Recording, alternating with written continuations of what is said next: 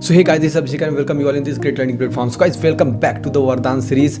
आज मैं आपके लिए लेके आया हूँ मैथमेटिक्स क्लास 11th के लिए। ठीक है, क्लास 11th ग्रुप के लिए मैथमेटिक्स और 25 मोस्ट इंपॉर्टेंट क्वेश्चन आपके लिए लेके आया हूँ। इसके पहले जो है क्लास 11th के लिए बायोलॉजी के लिए और क्लास 9th का जीके एंड जीएस का इंपॉर्टेंट क्वेश्चंस मैं आपके लिए बना चुका हूँ। ठीक है, प्लेलिस्ट 2 बनेगी, क्लास 9th के लिए बनेगी, क्लास 11th के लिए बनेगी। जैसा कि यार हम सब जानते हैं क्लास 6 का एग्ज़ाम नहीं हो रहा है, लॉटरी के बेस पे हो रहा है, लेकिन क्लास 9th का और क्लास 11th में एडमिशन जो हो रहा है वो आपका एंट्रेंस के माध्यम से हो रहा है। ठीक है, तो उसका हम तैयारी करेंगे जो है क्वेश्चंस के माध्यम से। तो गाइस, क्लास 11th मैथमेटिक्स का वीडियो आज आ रहा है, प्लेलिस्ट आप लोग चेकआउट जरूर करिएगा, है ना। धीरे धीरे करके सारी वीडियोस आएंगी, बिल्कुल भी टेंशन मत लो। जो लोग भी कह रहे हो कि भैया इंग्लिश पढ़ाओ, हिंदी पढ़ाओ, है ना, इन सबका वीडियो धीरे धीरे आएगा। प्रैक्टिस करते चले जाओ। जो भी मैं वैरायटी बता रहा हूँ, जो भी चीज़ें बता रहा हूँ, उसकी प्रैक्टिस तो करनी ही करनी है ना। जो भी आप अपने तरीके से कर रहे हो उसके अलावा भी इनकी प्रैक्टिस करनी हो, PYQ सॉल्व करने, बस इतना भी अगर आप करके चले जाते हो तो आपका पेपर बहुत अच्छा चला जाएगा, आपका कट ऑफ क्लियर हो जाएगा। बिल्कुल भी टेंशन लेने की बात नहीं है। सो गाइस, स्टार्ट करते हैं। आज सब लोग जो है ना, मैं चाहता हूँ मैथमेटिक्स, यार देखो बहुत लोग का फेवरेट टॉपिक होता है मैथमेटिक्स। जो लोग मैथ ग्रुप से जाना चाहते हैं वो लोग डिसाइड ही तो इसीलिए कर रहे हो कि मैथ ग्रुप से जाना चाहते हो, कि मैथ पसंद है। ठीक है, तो मैथ की तैयारी करना, यानी कि मैथ को आप लोग अच्छे से जो है बनाना इस क्वेश्चन को, है ना। जो भी क्वेश्चन है आप वीडियो को पॉज कर लेना अगर आपको तेज लगे, है ना, और वीडियो को जो है पॉज कर लेना, कॉपी में लेके अच्छे से एक बार ईमानदारी से खुद से ज़रूर ट्राई करना। ये नहीं कि बस आंसर देखते हुए आगे बढ़ते चले गए, है ना, बिना मेरे एक्सप्लेनेशन किए हुए पहले एक बार ट्राई करना। एक बार मैं जिसको नहीं समझ में आ रहा है वीडियो, है ना, जिसको क्वेश्चन नहीं समझ में आ रहा है, मैं थोड़ा बहुत एक्सप्लेन भी करता चल रहा हूँ, उसके बाद कोशिश करना, अंत तक हार नहीं मानना है। ठीक है, ट्राई करते रहें, क्वेश्चन करते रहेंगे। देखते हैं आज 25 में से आप में से कौन सबसे ज़्यादा क्वेश्चन सॉल्व कर पाता है। ठीक है, सो गाइस, वीडियो को एक बार में पूरा जरूर देखते चले जाओ, है ना। सो गाइस, जैसा कि यार 25 मोस्ट इंपॉर्टेंट क्वेश्चन मैं आज आपके लिए लेके आया हूँ मैथमेटिक्स क्लास 11th के लिए। तो चलो यार फटाफट क्वेश्चन नंबर 1 स्टार्ट करते हैं। आप लोग एक एक क्वेश्चन जरूर लगाना, ठीक है। तो चलो यार बढ़ते आगे फटाफट से। सो गाइस, क्वेश्चन नंबर 1 ये रहा आपके स्क्रीन के सामने। इसका ऑप्शंस भी मैं आपको दे रहा हूँ, ठीक है। Which of the following rational is non terminating repeating decimal. इनमें से बताओ कौन सा एक ऐसा रेशनल नंबर है जो कि नॉन टर्मिनेटिंग, यानी वो ख़त्म नहीं हो रहा है, ठीक है, लेकिन रिपीटिंग जरूर है। वो ख़त्म तो नहीं हो रहा है लेकिन वो रिपीटिंग जरूर है। बताओ जल्दी, option A, B, C, D में से ऐसा कौन सा है। तो यार बहुत ही सिंपल क्वेश्चन था ये, तो मात्र थोड़ा सा इसको देखना है ना, थोड़ा सा बस कॉपी पेन में ऐसे हाथ चलाना है और आंसर आपको मिल जाएगा। मुझे नहीं लगता आपको चलाने की भी ज़रूरत पड़ेगी, इसका आंसर सीधे से दिख रहा है। इसका करेक्ट आंसर मैं आपको दिखाने जा रहा हूँ। तो इसका करेक्ट आंसर है 4/55 इज़ द राइट आंसर।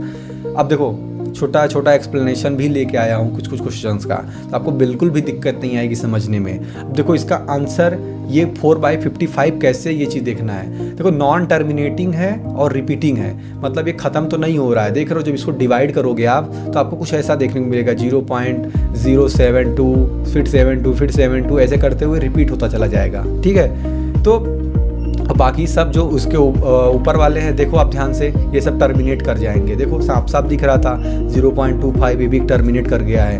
4/5 0.8 आ जाएगा, और लास्ट वाला 2/5 है 0.4 आ जाएगा, है ना। तो ऐसे ही तो करके वो ख़त्म हो गया। बाकी ये 4/55 तो साफ साफ दिख रहा था भैया नॉन टर्मिनेटिंग है। तो बढ़ते हैं आगे फटाफट से। उसका क्वेश्चन नंबर 2 ये रहा, which of the following can not be probability of event. चलो ऑप्शन आपके सामने रख देता हूँ, बताओ इनमें से कौन सा 4 ऑप्शन में से ये प्रोबेबिलिटी हो ही नहीं सकती किसी इवेंट के।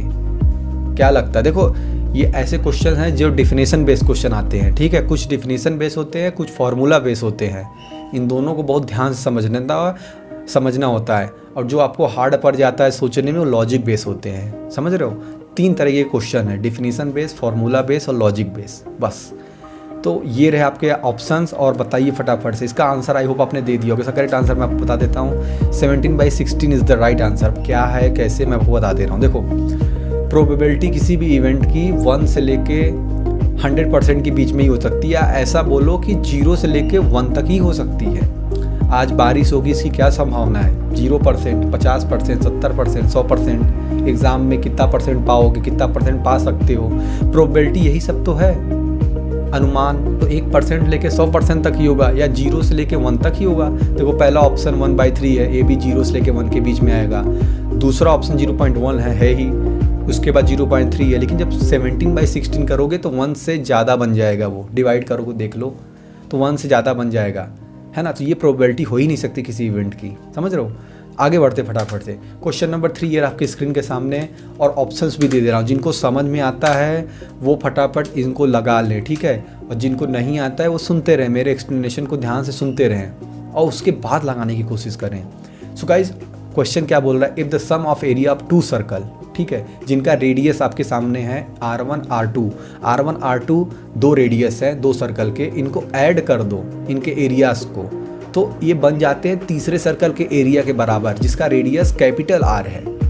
तो एक रिलेशन मांग रहा है भैया कि इसमें से कौन सा रिलेशन वैलिड है या ट्रू होगा। तो थोड़ा सा दिमाग लगाओ और आंसर पा जाओ। तो लगाओ फटाफट से। आई होप इसका आंसर भी आपने दे दिया होगा। इसका करेक्ट आंसर मैं आपको दिखाने जा रहा हूँ। इसका करेक्ट आंसर है गाइस सी। तो गाइस इसका आंसर है आपको सी, R1 का स्क्वायर प्लस R2 का square is equal to capital R का स्क्वायर, ठीक है। अब ये कैसे, बहुत ही आसान था, कुछ नहीं करना था, केवल फार्मूला लगाना था, आंसर पाना था। सिंपल सा देखो ये क्या है, कंडीशन आपको ऑलरेडी क्वेश्चन में दिया हुआ था, ठीक है। पाई R स्क्वायर जो कैपिटल वाला है वो बराबर किसके है, दोनों के एरिया के सम के बराबर है, यानी पाई R1 का स्क्वायर प्लस पाई R2 का स्क्वायर। पाई बाई कैंसिल हो जाएगा और बचेगा क्या, आपका ये रिलेशन बच जाएगा, ठीक है। इतना ही आसान था ये। देखो समझने के बाद, समझाने के बाद चीज़ें और आसान लगने लगती हैं, लेकिन खुद से जब पेपर में आता है ना उस वक्त दिमाग काम करना चाहिए। तो समझ लो ऐसा कि पेपर में ही आप बैठे हो, ठीक है, और खुद से चीज़ें कर रहे हो। तो आज बढ़ते हैं आगे फटाफट से। क्वेश्चन नंबर 4 ये रहा आपके स्क्रीन के सामने। ऑप्शन भी मैं आपको दे देता हूँ। सो गाइस ये रहे ऑप्शंस ABCD, लगाओ फटाफट से। The graph of the polynomial 4x square minus 8x plus 3 cuts the x axis at, एक पॉइंट का डैश ये दिया हुआ है और इस पॉइंट का डैश ये दिया हुआ है, ठीक है, 2 पॉइंट। पहली बात तो देखो क्वेश्चन में एक आपको एक्सप्रेशन दिख रहा है, ठीक है, ऊपर 4x square minus 8x plus 3, ये देखते ही आपको समझ में आ जाना चाहिए। ग्राफ जो है ये क्वाड्रेटिक में जाएगा, इसकी डिग्री 2 है, तो ग्राफ या तो पैराबोला अपवर्ड बनेगा तो डाउनवर्ड बनेगा, है ना, इस तरीके का ग्राफ बनेगा। और साथ ही साथ और क्या डाटा मिल रहा है हमको, एक्स एक्सिस को कट कर रहा है, ठीक है। देखो ये वाई एक्सिस, ये एक्स एक्सिस। पहले आप लगाओ, जल्दी से पहले लगाओ, नहीं मैं बताते रहूँगा तो ऐसे आंसर भी निकल जाएगा, ठीक है। इसका करेक्ट आंसर मैं आपको दिखा देता हूँ। जिन्होंने ये लगाया है बिल्कुल सही आंसर है। बढ़ते हैं आगे इसके एक्सप्लेनेशन की तरफ। देखो बहुत ही आसान तरीके समझा रहा हूँ, समझते चले जाओ। एक्सप्लेनेशन क्या कर रहा है कि ठीक है ये इसके बराबर ही क्वाड्रेटिक है। मैं आपको बताया क्वाड्रेटिक के 2 आपको रूट्स मिलेंगे देखने को। तो x आपको दिखा यहाँ पे सॉल्व करने पर 3/2 1/2, ठीक है। लेकिन जैसा कि हम जानते हैं, बता रहा है कि ग्राफ जो है कट कर रहा है x एक्सिस को, ये y ये x। तो अगर x एक्सिस पे कट कर रहा है, यानी कि यहाँ पे अगर ग्राफ कट कर रहा है तो यहाँ पे y की वैल्यू क्या होंगी, y की वैल्यू ऑलरेडी 0 होंगी, ठीक है। केवल हमको x की 2 वैल्यू मिल जाए, y को 0 0 लगा के 2 पॉइंट्स मिल जाएंगे। ऐसे कट करती है ना, तो यहाँ पे 2 पॉइंट्स मिल गए। देखो यही हमारे आंसर हो गए। बढ़ते हैं आगे फटाफट से। क्वेश्चन नंबर 5 लगाइए जल्दी जल्दी। What will be the value of k if 1 0 of x square plus k minus 3 into x minus 16 is equal to 0 is additive inverse of each other. जिनको मैथ का ये वर्ड, ये कुछ टर्मिनोलॉजी है, additive inverse, multiplicative inverse, ये सब terminology है, आपको आना चाहिए समझ में। जो लोग पढ़े हो, समझते हो, आंसर बताओ फटाफट। सो गाइस जो लोग भी इस क्वेश्चन का आंसर मीनिंग के कारण नहीं लगा पा रहे हैं, उनका तरीका मैं आपको बता दे रहा हूँ। देखो एडिटिव इनवर्स का क्या मतलब है, बताया जा रहा है एक इक्वेशन है, उसके जो है एक रूट जो है दूसरे का एडिटिव इनवर्स है। इसका मतलब अगर एक रूट अल्फ़ा है तो दूसरा रूट माइनस अल्फ़ा है, ठीक है। अब तो समझ गए होगे। अब फटाक से k की वैल्यू बता दो, इसका आंसर मैं आपको बताने जा रहा हूँ, ठीक है। इसका करेक्ट आंसर है guys 3 is the right answer. English और हिंदी ये सब के चक्कर में मत पड़ो कि हिंदी में भैया लाओ, इंग्लिश में ही क्यों ला रहे हो। देखो एट लास्ट आप सभी को जो है आपको समझना चाहिए, इंग्लिश आना इम्पोर्टेंट है। अभी से नहीं फोकस करोगे, डरते रहोगे तो फिर क्या करोगे, कब तक भागोगे इंग्लिश में। आप लोग यही बता दो कि कब तक भागोगे इंग्लिश से, कब तक। आगे तो चल के आपको ये करना ही पड़ेगा, है ना, अगर कुछ बड़ा करना चाहते हो तो फिर तो इतना डरो मत इससे कि हिंदी है इंग्लिश है। कोशिश करो, ट्राई करो, बहुत ही आसान है ये इंग्लिश। हिंदी से भी ज़्यादा आसान है, बस समझने की देर होती है थोड़ा सा, है ना। तो इसका करेक्ट आंसर है 3। कैसे है मैं आपको दिखा दे रहा हूँ। देखो, एक जीरो ऑलरेडी बता दिया कि दूसरा जो है एडिटिव इन्वर्स है दूसरे का, ठीक है। तो इसका मतलब कि सम ऑफ रूट जीरो हो जाएगा। कैसे भैया, आपने तो बताया कि अल्फ़ा माइनस अल्फ़ा दोनों को ऐड करो ज़रा। अगर एक 1 है दूसरा -1 रूट है तो दोनों को ऐड करोगे तो जीरो तो हो जाएगा, यानी सम ऑफ रूट जीरो दिया है, ठीक है। उसी को दूसरे लैंग्वेज उसने लिख दिया था और कुछ नहीं किया। सम ऑफ रूट जो है जीरो दे दिया।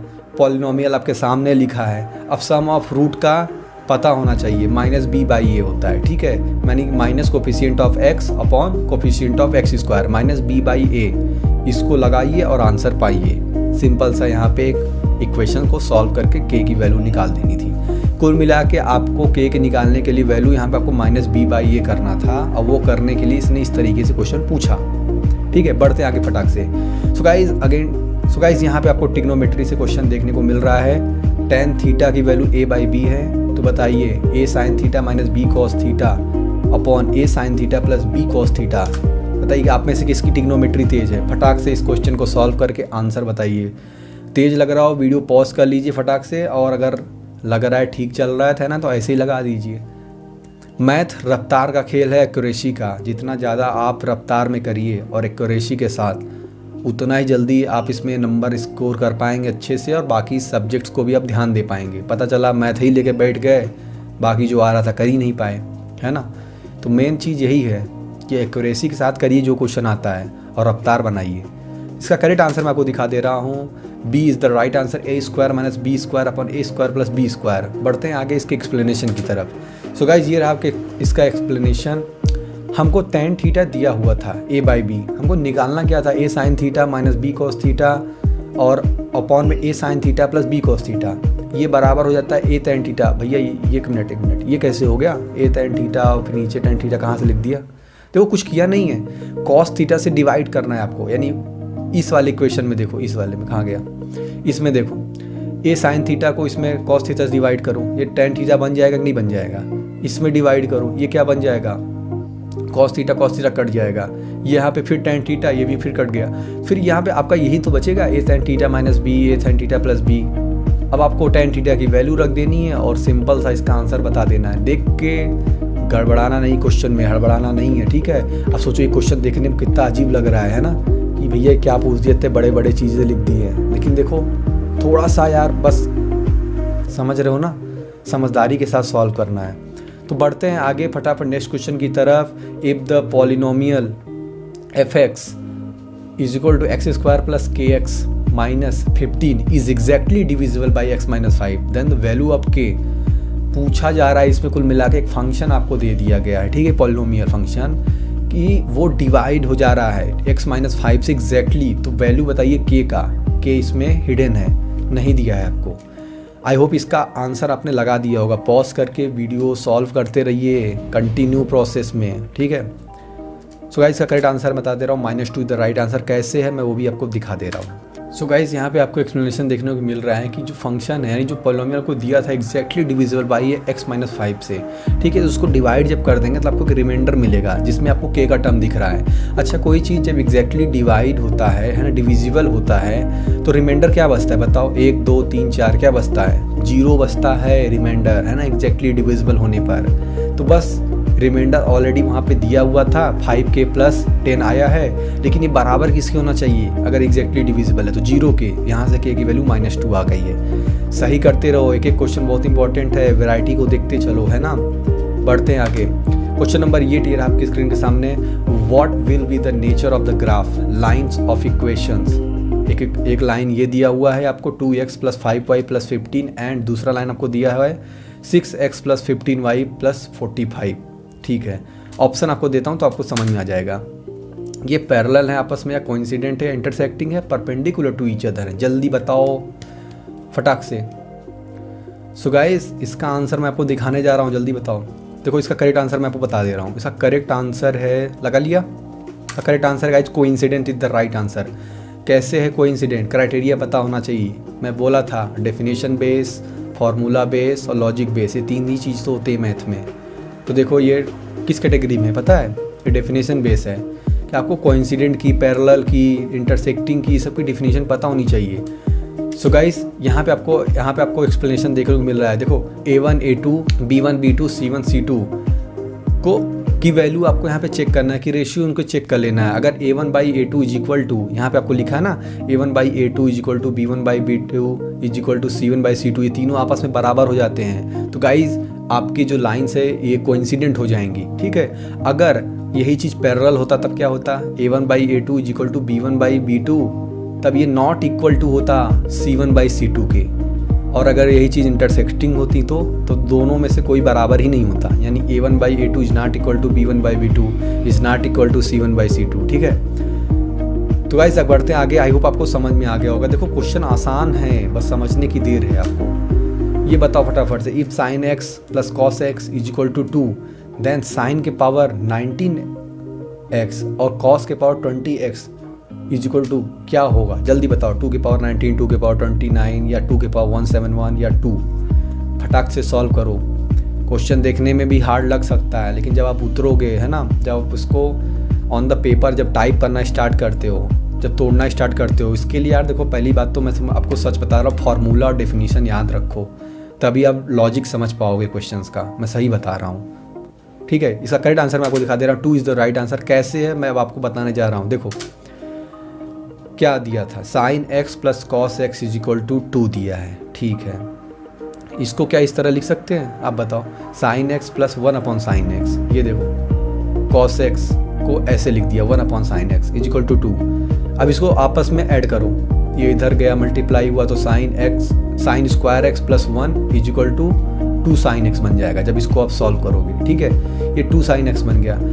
अब देखो यहाँ पे ये चीज़ हमको वैल्यू निकालनी किसकी है, आप देख रहे हो साइन के पावर 19x प्लस कॉस के पावर 20 निकलेगा कैसे भैया। पहले तो हमको एक एक की वैल्यू निकालनी होगी, यानी कि साइन की वैल्यू निकालनी होगी, साइन x की, फिर कॉस x की, तब हम वैल्यू पुट करेंगे, फिर उसका पावर लगाएंगे, तब आंसर आएगा। तो देखो यहाँ पे कैसे वैल्यू निकाल रहे हैं हम।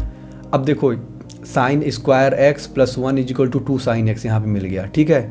ये इसको जब आप इधर भेज दोगे, देखो यहाँ पे इसको ध्यान से समझो, ये चीज़ इसके बाद यहाँ से कैसे आई, साइन x माइनस 1 का whole square is equal to 0 कैसे लिखा हुआ है, ये यहाँ से लिखा हुआ है a माइनस बी का होल स्क्वायर, यानी कैसे बनता है a square plus B square minus 2ab। Same चीज़ यहाँ पे है, इसको a मान लो साइन x को, देखो साइन x का स्क्वायर प्लस 1 का स्क्वायर माइनस, इसको इधर भेज दो माइनस 2 साइन x बन गया a माइनस बी का होल स्क्वायर, बस ख़त्म फिर सवाल। फिर यहाँ से ओपन कर दो और साइन x की वैल्यू 1 आ गई, और साइन x की वैल्यू अगर 1 है तो इसको यहाँ पे भेज दो इस वाले इक्वेशन में, यहाँ से cos x की वैल्यू भी 1 आ गई, बस पुट कर दो भैया। यहाँ पे 1 के पावर 19, यहाँ पे भी 1 के पावर 20, क्या फ़र्क पड़ता है, पावर तो होने के बाद भी 1 ही रह जाएगा। 1 प्लस 1 इज इक्वल टू 2, ये देखो 1 प्लस 1 इज इक्वल टू 2, ख़त्म। इतना ही आसान था, बस लॉजिक लगाने की देर थी, ठीक है। बढ़ते हैं आगे फटाफट से। क्वेश्चन नंबर 10 ये रहा, if 5 times the 5th term of an AP is equal to the 15 times the its 15th term then the value of 20th term will be. एक AP है, ठीक है, उसके 5वां जो टर्म है 5 गुना है, किसके बराबर है, उसके 15वें के 15 टाइम्स है। तो बताओ उसका 20वां टर्म कौन सा होगा, जल्दी से बताओ, फॉर्मूला लगाओ AP का, याद आ रहा है क्या। इसका करेक्ट आंसर मैं आपको दिखा दे रहा हूँ, 0 इज़ द राइट आंसर। अब कैसे है समझो थोड़ा सा ध्यान से। इसका एक्सप्लेनेशन ये रहा, पहली बात तो जो क्वेश्चन बोल रहा है उसको साफ साफ कॉपी में नोट कर लो, क्या क्वेश्चन क्या बोल क्या रहा है, ठीक है, उसको लिख लो ऐसे। ये देखो मैथमेटिकली इसको ऐसे तो लिखोगे 5 into 5th term is equal to 15 into 15th term, बस। अब 5 टर्म का AP का फॉर्मूला लगा लो, ये बन जाएगा a प्लस 4d, 15 तक लगाओ a प्लस 14d, इनको आपस में इक्वेट करो जितना दिया है 5 टाइम्स और 15 टाइम्स करके, यहाँ से आपको एक रिलेशन मिलेगा a is equal to minus 19d। अब आप ही बताओ, यहाँ से एक रिलेशन जब मिल गया a बराबर माइनस 19d, यहाँ से 20th टर्म निकालो। 20th टर्म क्या होता है, 20th टर्म ये होता है a प्लस 19d। अब यहाँ पे सिंपल सा आपको a की वैल्यू रख देनी है, a की वैल्यू माइनस 19d आया है, minus 19d plus 19d is equal to 0, खत्म। देखा अगर आप सीक्वेंसली सॉल्व करते चले गए होगे आपका बिल्कुल भी गलत नहीं हुआ होगा, ऐसा मुझे लगता है। बाकी आप लोग ट्राई करते हो ना, मैं तो यही कह रहा हूँ, आखिरी तक कोशिश करो, जूझो सवालों से, तभी आपको जवाब मिलेंगे। बढ़ते हैं आगे। The points 2,4, 2,6 and 2 + √3,5 are the vertices of. बताओ किसके वर्टाइसेस हैं ये? इक्विलेटरल ट्राइंगल के, या आइसोसेलेस के, या राइट एंगल के, या राइट एंगल आइसोसेलेस के? जल्दी बताओ फटाफट से। सो गाइज इसका करेक्ट आंसर मैं आपको दिखाने जा रहा हूँ, जल्दी बताओ जल्दी बताओ। सो गाइज इसका करेक्ट आंसर है इक्विलेटरल ट्राइंगल। जिनका आया है ये वो बहुत ही सही है ना, बहुत सही जा रहे हो आप लोग, बिल्कुल भी टेंशन लेने की बात नहीं है। देखो इक्विलेटरल ट्राइंगल क्या होता है, सबका डिफिनीशन पता होगा तो लगा पाओगे। इक्विलेटरल ट्राइंगल होता क्या है, जिनके तीनों साइड्स बराबर हैं, तीनों साइड्स के लेंथ बराबर हैं, समझ रहे हो। तो यहाँ पे पॉइंट्स आपको ऑलरेडी दिए हुए हैं 2,4, 2,6। तो एक काम करो, डिस्टेंस फार्मूला से डिस्टेंस निकाल लो। आता है कि नहीं डिस्टेंस निकालना? √(x1 - x2) का whole square plus y1 - y2 का होल स्क्वायर, उससे इसका डिस्टेंस निकालो। या यहाँ पे आप डिस्टेंस निकालो फटाफट, तो यहाँ पे आपको देखने को मिल जाएगा। जब इसका डिस्टेंस निकालो, पहले AB निकाल लो, फिर BC निकाल लो, फिर CA निकाल लो या AC निकाल लो। तीनों डिस्टेंस जब निकालोगे आपको यहाँ पे बराबरी से देखने को मिलेंगे, साइड्स इक्वल आ रही होंगी, और जैसे इक्वल आएंगी इक्विलेटरल ट्राइंगल बन जाएगा। इसका इस बढ़ते आगे फटाफट से। क्वेश्चन नंबर 12 ये रहा। इसका ऑप्शन मैं आपके सामने दे देता हूँ, लगाओ जल्दी जल्दी।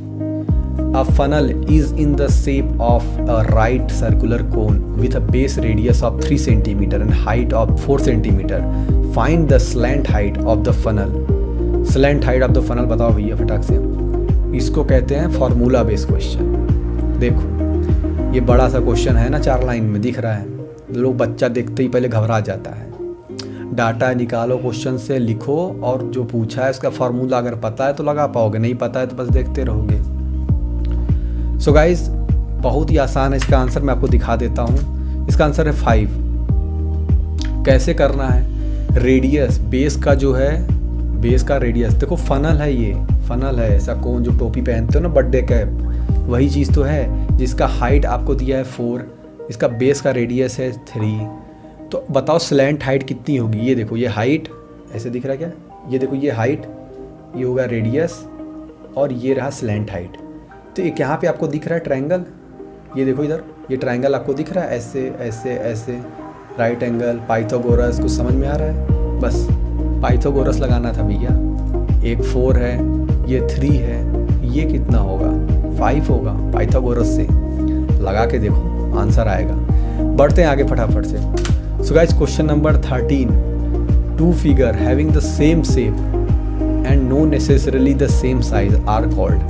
बताओ 2 ऐसे फिगर्स हैं जिनका शेप तो सेम है, लेकिन ये जरूरी नहीं कि उनका साइज भी सेम हो। तो बताओ ऐसे फिगर को क्या बोलते हैं? Congruent figure, equal figure, similar figure, symmetric figure. जल्दी बताओ, इसका करेक्ट आंसर मैं आपको दिखाने जा रहा हूँ। इसका करेक्ट आंसर है गाइस सिमिलर फिगर।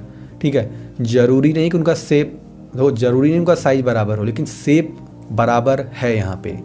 तो देखो जैसे कि मान लो एक ट्रायंगल ले लिए, ट्रायंगल का शेप, एक बड़ा ट्रायंगल ले लिए, दोनों का शेप तो ट्रायंगल ही है, लेकिन साइज़ में अंतर है, तो आपस में सिमिलर हैं। लेकिन कॉन्ग्रुएंट किसको बोलते हैं पता है? जैसे ये देखो, ठीक है, ये एक फिगर मान लो ऐसे ऐसे, अब दूसरा फिगर ऐसे उठाए और इस पर ओवरलैप कर गया, ये देखो ओवरलैप कर गया, तो ये बोला जाएगा ये दोनों कॉन्ग्रुएंट है आपस में, सेम टू सेम एकदम। ठीक है, तो ये चीज़ कॉन्ग्रुएंट है। बढ़ते हैं आगे फटाक से। क्वेश्चन नंबर 14 ये आपके स्क्रीन के सामने, लगाओ जल्दी। Find the volume of the right prism with an area, base दिया हो आपको, बेस का एरिया दिया, हाइट दिया है। इसका ऑप्शन ये रहा आपके स्क्रीन के सामने, जल्दी लगाओ।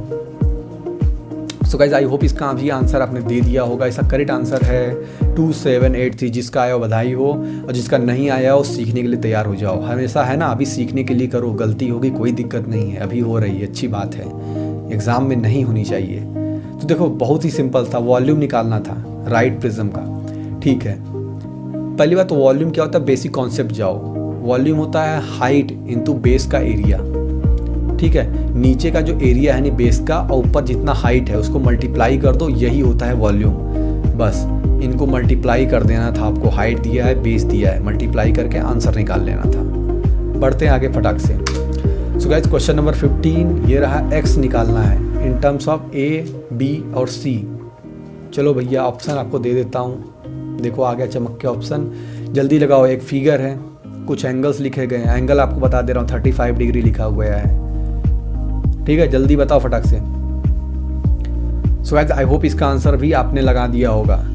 किससे रिलेटेड क्वेश्चन है, किस चैप्टर से, आपको ये भी आपको पता होगा, ऐसा नहीं कि आपको नहीं पता है।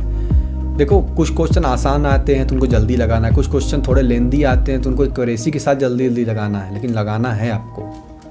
इसका करेक्ट आंसर है AC/B+C। कैसे है और देख लेते हैं।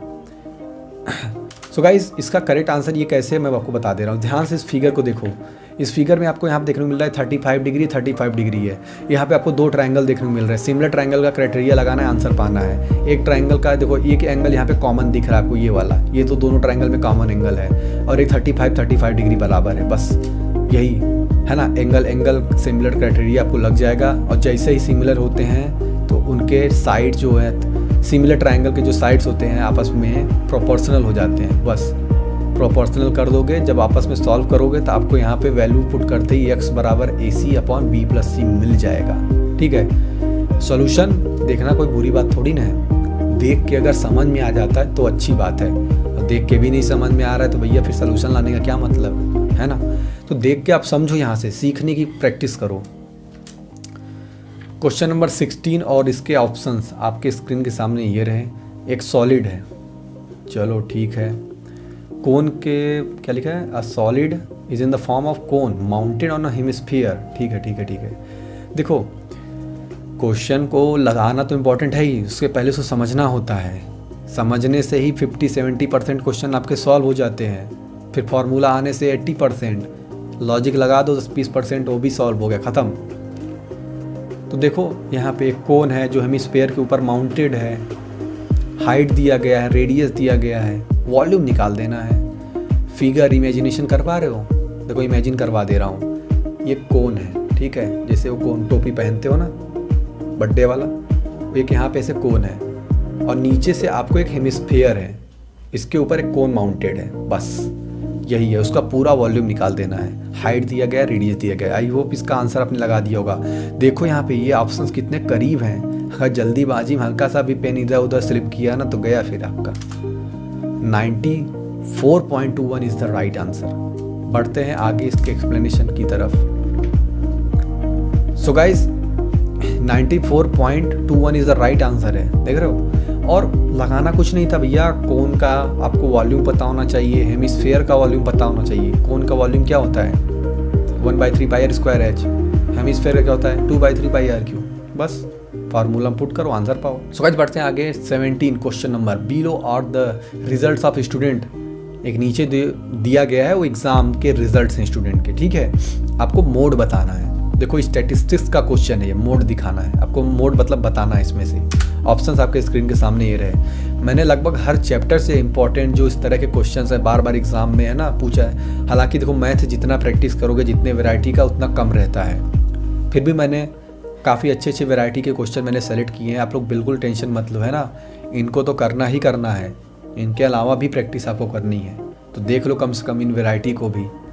इसको कहते हैं डेफिनेशन बेस्ड क्वेश्चन।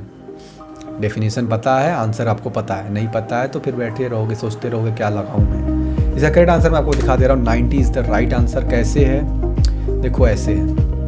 मोड क्या होता है, जो सबसे ज़्यादा बार इसमें रिपीट करे, है ना, वही मोड होता है। तो देखो यहाँ पे 43 कहाँ गया, 43 एक बार दिख रहा है हमको, 2 बार दिख गया, 2 बार। 56 है ही नहीं। 77 एक बार, 2 बार, बस 2 टाइम्स है। और 90 1 2, ये रहा 3 1, देखो 1 2 3 टाइम्स है 90, यानी 3 बार मैक्सिमम टाइम्स है। यही इसका मोड है, ठीक है। पढ़ते हैं आगे फटाक से। क्वेश्चन नंबर 18 ये रहा आपके स्क्रीन के सामने, ये लगा के दिखाओ फटाक से, तब जाने। ईजी और हार्ड, है ना, मिक्स होके क्वेश्चन आते हैं। ऐसा नहीं कि सारे हार्ड ही रहेंगे, ऐसा भी नहीं कि सारे इजी रहेंगे। इजी, मीडियम, हार्ड सब रहते हैं एग्ज़ाम में।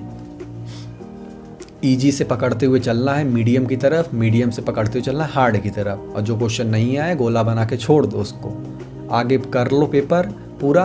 फिर वापस चले आओ, लगे कि हाँ अभी दिमाग लगा सकते हैं, इस पर टाइम बचा है, लगाओ 2-4 क्वेश्चन पे दिमाग। वो 2-4 क्वेश्चन बने ही इसलिए होते हैं, आप उस पर दिमाग लगाइए, सोचिए, आपका टाइम खाएगा वो, तो उस पर आपको बिल्कुल भी टेंशन नहीं लेना है। क्वेश्चन क्या बोल रहा है, sum of 2 digit number and उसका रिवर्स करके जो सम करते हो, है ना, मतलब 2 डिजिट का नंबर का जो सीधे से सम करोगे, रिवर्स से आपस में जब सम करते हो रिवर्स करके, तो उसका 187 आता है। ठीक है, अगर डिजिट आपस में जो भी डिजिट हैं वो 1 से आपस में डिफर करती हैं, तो बताओ नंबर कौन सा है। जैसे कि मान लो एग्जांपल, जैसे 45 है, तो देखो ये 45 आपस में 1, यानी कि 4 और 5 के बीच में 1 का गैप है, 7 और 9 के बीच में 1 का गैप है, 5 और 4 के बीच में 1 का गैप है, 8 और 9 के बीच में 9 - 8 1 का गैप है। ठीक है, तो ये बोल रहा है कि डिफर 1। बताओ, क्वेश्चन समझो, आंसर लगाओ। इसका करेक्ट आंसर मैं आपको दिखा देता हूँ, 89 इज़ द राइट आंसर। कैसे, मैं आपको ये भी बता दे रहा हूँ। देखो एक्सप्लेनेशन को ध्यान से देखना। मान लो 2 डिजिट नंबर को एज्यूम कैसे करते हो, देखो 10x + y, यही तो होता है 2 डिजिट का नंबर, और उसको रिवर्स कर दो, यानी 10y + x। यहाँ पे देखो ना 10x + y और यहाँ पे 10y + x। अब बोल रहा है दोनों को ऐड करने पर आता कितना, 187, 187। तो दोनों को जब यहाँ पे ऐड करके सॉल्व करोगे तो आएगा 11x + 11y = 187।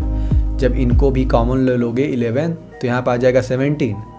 आपके पास एक इक्वेशन बन गया, x + y = 17, x - y = 1। कैसे आया भैया, ये कैसे आया?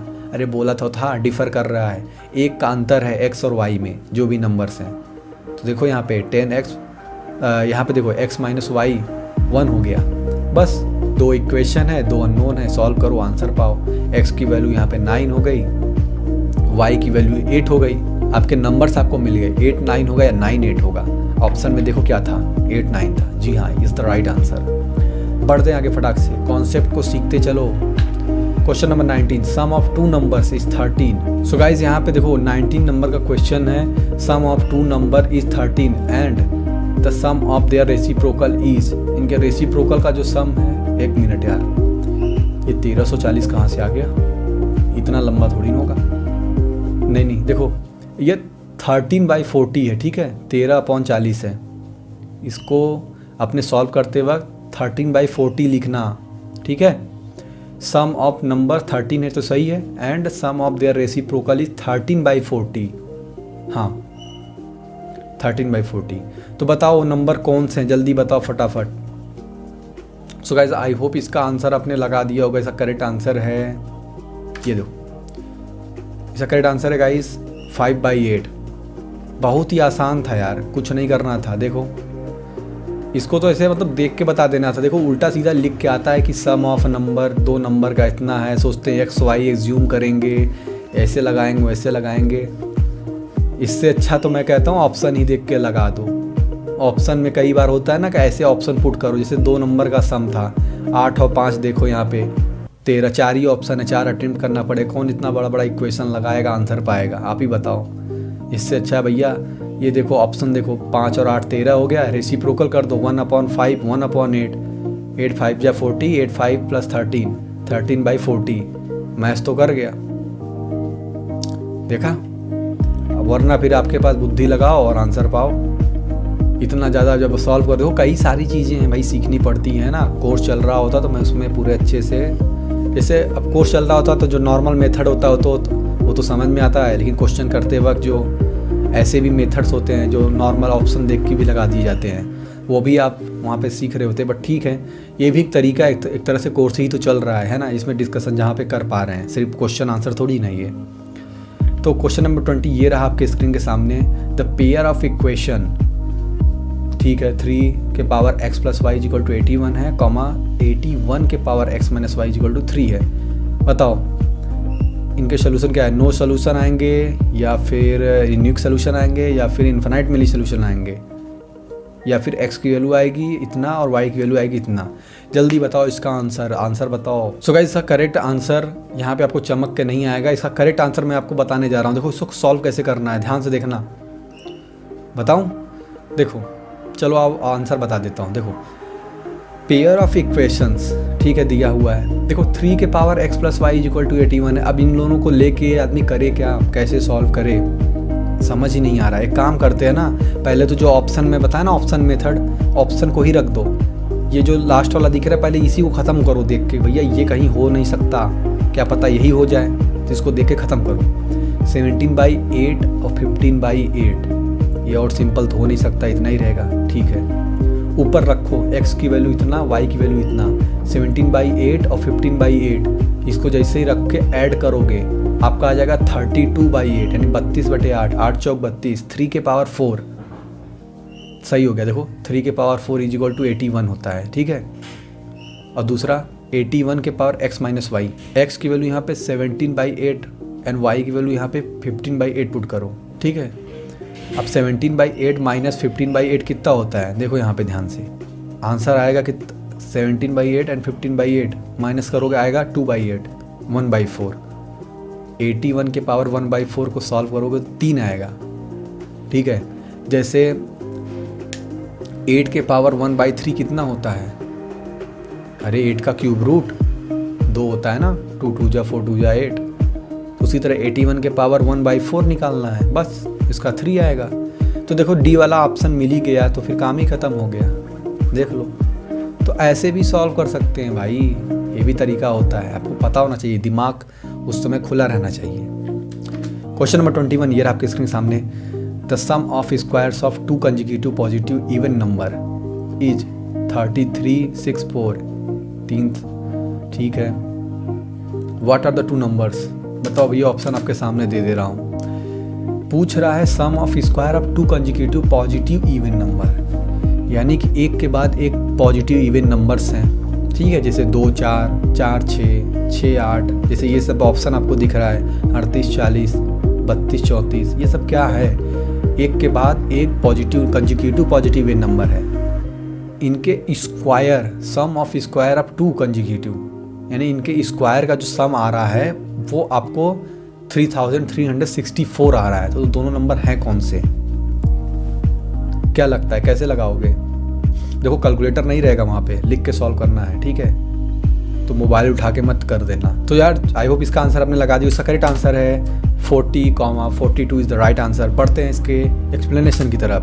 सो गाइस ये रहा इसका लंबा चौड़ा एक्सप्लेनेशन, आप यहाँ पे देख लो।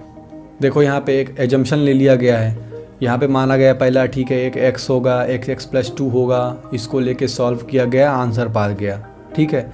एक इक्वेशन बन गई x² + x + 2 का होल स्क्वायर, इसका बराबर इतना दिया हुआ है, ठीक है। इसको सॉल्व करते गए, क्वाड्रेटिक बनी, x की वैल्यू 40 आई - 42 आई, पॉजिटिव हमको देखना है तो 40 देखना है, 40 आंसर आया तो अगला नंबर बोला है, अगला नंबर हमारा x + 2 था, यानी 40 और 42। जब 40 का स्क्वायर करके सम करोगे और जब 42 का स्क्वायर करके सम करोगे तो आंसर आएगा 3364, यानी 3364। अब कोई बच्चा बोल सकता है कि भैया इतना क्या ज़रूरत थी सब करने की, मैं ऑप्शन से ही करता, 38 का स्क्वायर करता, इसका स्क्वायर करता, इसका स्क्वायर करके इसका स्क्वायर करके आपस में सम करता रहता। देखो पहला ये अगर सही हो गया इस मेथड से अच्छी बात है, जब कुछ नहीं आ रहा है तब यही करो, है ना। लेकिन यहाँ पे ये चीज़ लेंदी मेथड पड़ जाएगा और ये वाला आसान हो जाएगा जो मैं आपको दिखाया हूँ एक्सप्लेनेशन।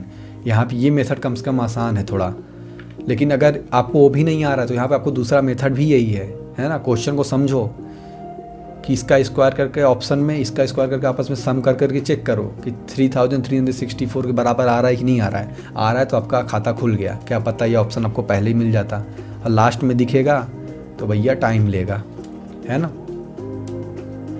बट ठीक है, देखो यही चीज़ तो है मैथ की बात, कम से कम दूसरा तरीका तो है अपने पास थोड़ा बहुत कुछ सोचने समझने का। बढ़ते हैं आगे, वरना क्या होता है ना, लोग यही बता देते हैं कि इसको ऐसे ऐसे सॉल्व करना है, बस कहानी ख़त्म। अब वो सोचता रहता है बस यही चीज़ अब रट लेते हैं, अगर समझ में आ गया तो ठीक है, नहीं आया तो कैसे करेंगे। समझने का दूसरा तरीका अपने पास जुगाड़ होता है भाई। Question number 22, which one of the following number not an irrational number. अब लड़का पता है पहला गलती कहाँ करता है ऐसे क्वेश्चन में, पहले में तो नॉट नहीं पढ़ पाता है, उसको नॉट जल्दीबाजी में भूल जाता है, पहले वहाँ गलती करता है। दूसरा डेफिनेशन बेस्ड क्वेश्चन है भाई, जल्दी बताओ। Which of the following number is not rational number, ये रेशनल नंबर नहीं है। ऑप्शन आपके पाई, 22/7, 1.535353 क्या लिखा है ये सब है, फिर ये क्या 2.787887887 ऐसे चलता रहेगा, ठीक है। देखो इरेशनल नंबर की प्रॉपर्टी बता दे रहा हूँ आपको। पहली बात, इरेशनल की प्रॉपर्टी क्या होती जानते हो? देखो इरेशनल की प्रॉपर्टी ये होती है भैया, ये आपस में ये टर्मिनेट ही नहीं करते हैं, ठीक है, ये टर्मिनेट ही नहीं करेंगे। यहाँ पे देखो ध्यान से, सी वाला ऑप्शन ये भी टर्मिनेट नहीं कर रहा है, देख लो, नॉन रिपीटिंग है, नॉन रिपीटिंग, नॉन टर्मिनेटिंग, ठीक है। और यहाँ पे डी वाला ऑप्शन देखो, ये भी नॉन रिपीटिंग है, रिपीट ही नहीं कर रहा है और ना ही टर्मिनेट हो रहा है। लेकिन इरेशनल क्या होते हैं? जो नॉन रिपीटिंग और नॉन टर्मिनेटिंग है। तो यहाँ पे आपको देखो ये पाई क्या है, पाई की इसका आंसर क्या है पहले देखो, इसका आंसर है 22/7 इज़ द राइट आंसर। भैया पाई फिर पाई और 22/7 तो वही होता है? नहीं भाई, वही नहीं होता है। 22/7 हमारा एजम्पशन है फ्रैक्शन में कि पाई को हम ऐसा लिख सकते हैं, बट ऐसा होता थोड़ी ना है। पाई की वैल्यू होती है 3.1415629535 ऐसे करके आप सर्च करना, आप गूगल पे इसी के बाद सर्च करना आप, है ना, वरदान सीरीज जैसे ये मैथ वाला खत्म हो रहा है, आप तुरंत सर्च करो गूगल पे what is the value of pi, पूरा लंबा सा लिख के आएगा 3.1415629535 ऐसे लंबा से आएगा आपको। तो वो भी टर्मिनेट नहीं हो रहा है। लेकिन गाइज आप देखोगे 22/7 जो है ना वो रिपीट होने लगता है, इसलिए वो इरेशनल नहीं है। इरेशनल में वो रिपीट होना ही नहीं चाहिए। तो देखो यहाँ पे पाई की वैल्यू भी नहीं रिपीट करेगी, सी और डी भी नहीं रिपीट करेगा, समझ रहे हो। बढ़ते हैं आगे, क्वेश्चन नंबर 23, ये आपके स्क्रीन के सामने। द एलसीएम ऑफ 2 नंबर दिया हुआ है, ठीक है, 2 नंबर्स भी दिए हुए हैं, इनका एचसीएफ बता दीजिए कितना होगा। फटाफट बताओ, 1 2 3 4 get on the dance floor, जल्दी बताओ। इसका करेक्ट आंसर है guys 1 is the right answer. कैसे है मैं आपको बता दे रहा हूँ। देखो एक सिंपल सा पता होना चाहिए। देखो 2 तरीके हैं, देखो हर क्वेश्चन करने के 2-3 तरीके होते हैं मैथमेटिक्स, यही तो खास बात है भाई।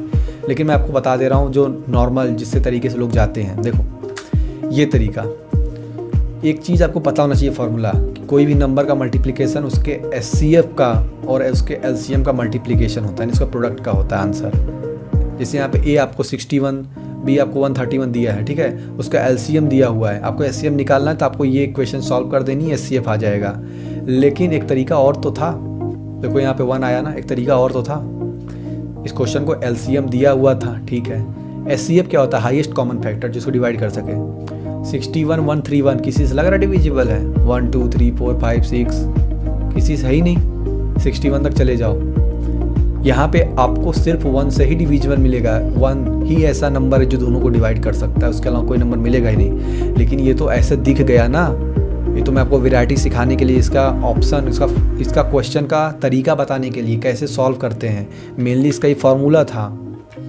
क्या पता ऐसा क्वेश्चन आ जाए जो आपको 1 ना हो, कुछ और हो, बड़ा सा आंसर हो, तब कैसे लगाओगे? तब ये फार्मूला यूज करेंगे और आंसर निकालेंगे, ठीक है।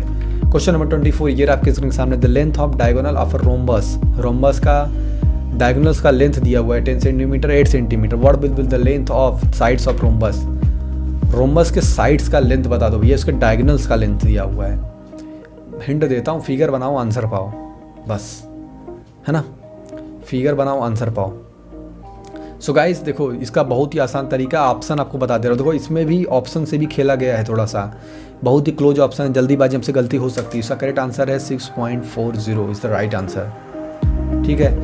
अब कैसे आएगा भैया, कैसे मतलब क्या था? देखो डायगोनल्स दिया है, रोम्बस का प्रॉपर्टी आपको पता होना चाहिए ना, रोम्बस ये, ठीक है, इनके डायगोनल्स है। अब डायगोनल्स में एक बड़ा होता है एक छोटा होता है, ठीक है, 10 बड़ा है और 8 वाला छोटा है। डायगोनल्स की प्रॉपर्टी है कि ये आपस में बाइसेक्ट करते हैं, आधे आधे डिवाइड कर देते हैं। सिंपल सा ये लगाना है, देखो ध्यान से, ये रोम्बस है ना, ये ठीक, ये रोम्बस है। अब इसमें ये डायगोनल बाइसेक्ट करेगा। अब यहाँ पे देखो ये चीज़ बन रहा है, एक साइड के साथ ये लगा हुआ बनेगा। यहाँ पे आपको, यहाँ पे गाइज आपको साइड्स को आधे आधे करके पाइथागोरस थ्योरम लगा देना है बस। 10 का आधा करोगे 5 हो जाएगा, 8 का आधा करोगे 4 हो जाएगा, पाइथागोरस थ्योरम लगा दोगे 6.40 आ जाएगा। बढ़ते हैं आगे, 25 आखिरी क्वेश्चन है, जल्दी बताओ फटाफट। 25वां क्वेश्चन सॉल्व करो जल्दी से, है ना। एक फादर है, मज़ा आ जाएगा, सही बता रहा है क्वेश्चन में, मस्त लॉजिक है। A father gives ₹500 to his children every month.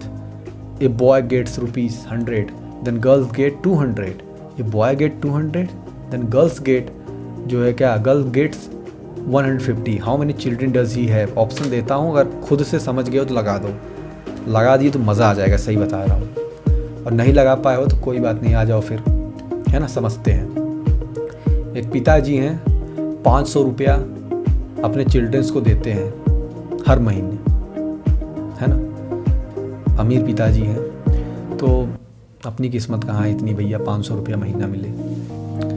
तो इफ़ द बॉय गेट्स, अगर उनके लड़के, भैया उनके पिताजी हैं तो लड़के लड़की होंगे ही उनके, तो लड़के, मान लो अगर लड़कों को, है ना, बॉय अगर 100 पाता है तो जो गर्ल है यानी जो फीमेल है वो 200 पाएगी।